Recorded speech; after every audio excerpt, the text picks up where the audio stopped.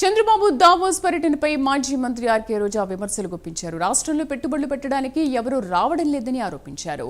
Red book రాజ్యాంగం వల్లే పెట్టుబడులు రావడం లేదని మండిపడ్డారు. దావోస్ వెళ్లి ఖాళీ చేతులతో వచ్చారని ఆర్కే రోజా విమర్శించారు.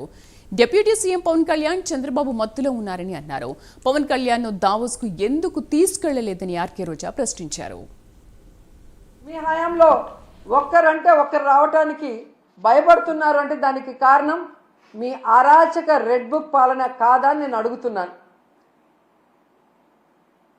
ఈరోజు ఇన్ని మాట్లాడి వెళ్ళిన మీకు ఉత్త చేతులతో తిరిగి రావడానికి సిగ్గు లేదా అని అడుగుతున్నాను. ఏ మొహం పెట్టుకొని ప్రజలకు ఏం చెప్పాలనుకుంటున్నారు? మీకేం కొత్త కాదులేండి. పక్క రాష్ట్రాల వాళ్ళు పెట్టుబడులతో వస్తే మీరు కట్టుకథలతో వస్తారు.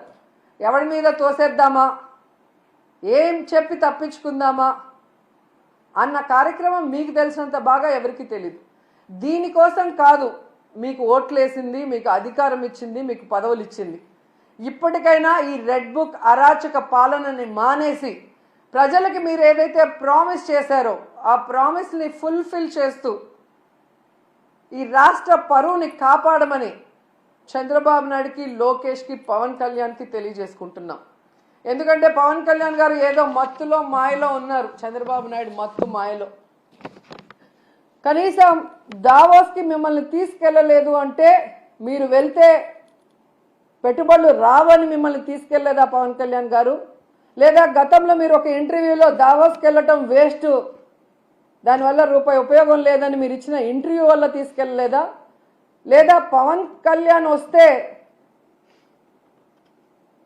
లోకేష్కి ఇంపార్టెన్స్ తగ్గిపోతుందని తీసుకెళ్ళలేదా? ఇది మాకు చెప్పకపోయినా పర్లేదు, కనీసం పవన్ కళ్యాణ్కి జనసేన కూలీలకి చెప్పాల్సిన అవసరం ఉందని కూడా ఈ సందర్భంగా తెలియజేసుకుంటున్నా. ఎందుకంటే అంత పెద్ద వేదిక మీద లోకేష్ సీఎం అయితే బాగుంటుంది, డిప్యూటీ సీఎం అయితే బాగుంటుందని ఎలా భజన చేశారో, ఆ భజన చూసి పారిశ్రామికవేత్తలు ఎలా అవాక్కయ్యారో కూడా అందరూ గమనించారు.